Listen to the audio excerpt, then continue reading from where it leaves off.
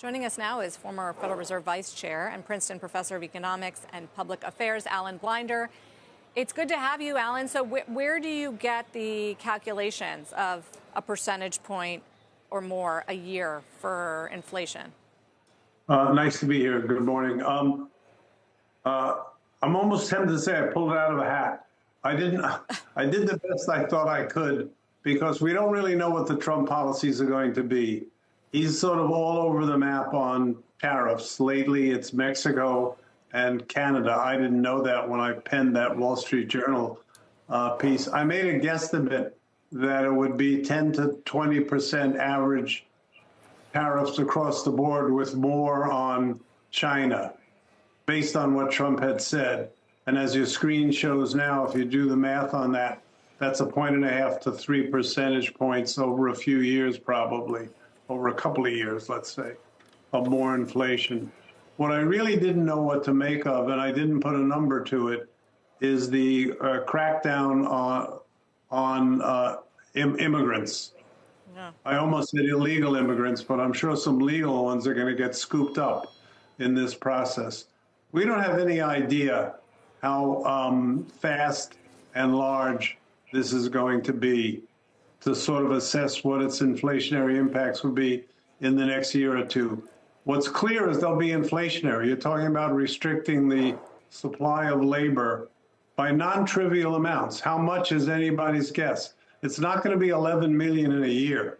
You can't possibly, you're almost pressing the laws of physics on that. He's not going to do that, but it could be quite sizable, and that could add more to the kind of inflation numbers I was trying to guesstimate from the tariffs.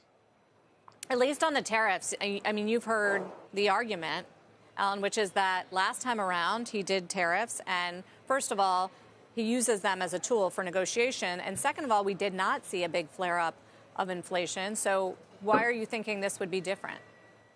First of all, the evidence is that did cause more, that did raise prices, first of all. It got swamped by many other things in a non-inflation environment. But couldn't this get swamped by, couldn't this be offset? First of all, couldn't corporations take the margin hit if they are dealing with lower taxes than expected? And lower corporate taxes is a big part. And deregulation. So maybe there's some room there. Maybe they could, but the evidence goes the other way, that they tend to pass these things on, and they did, in fact, in 2018, pass them on. The other point, though, that's important is the tariffs that were actually promulgated in 2018 are smaller than what he's threatening now. Now, as I said before, what will he actually do is anybody's guess.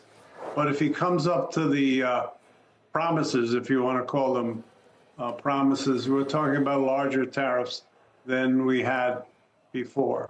But you could take all that into account and go to the low end of my guesstimate, and then you're talking about 1%, not 2%. Do you think that the net effect of all of these policies, and he's been pretty clear on what the agenda is and put in place, I think, a lot of people that do talk about lower taxes, for instance, deregulation, targeted tariffs or staggered tariffs. Do you think the net effect is better economic growth, higher economic growth overall? For some things, certainly not the tariffs. The tariffs are anti-growth for sure. I don't think there's any doubt about that. Net. I mean, the market is telling you it's net better. Some of the regulations will be some of the deregulation will be pro-growth. I don't doubt that. If he cuts taxes, if he extends the expensing in the corporate income tax, which he has said he will do, and I believe the Congress will pass it, that's also pro-growth. So yes, there are these pro-growth pieces in it. The biggest anti-growth piece, to my mind, is the piece whose magnitude at this point is imponderable, which is the mass deportation of immigrants. As I said a moment ago, you're talking about a fair number of workers in a number of industries like agriculture, construction, even manufacturing, but less there, and some others. And that's certainly anti-growth.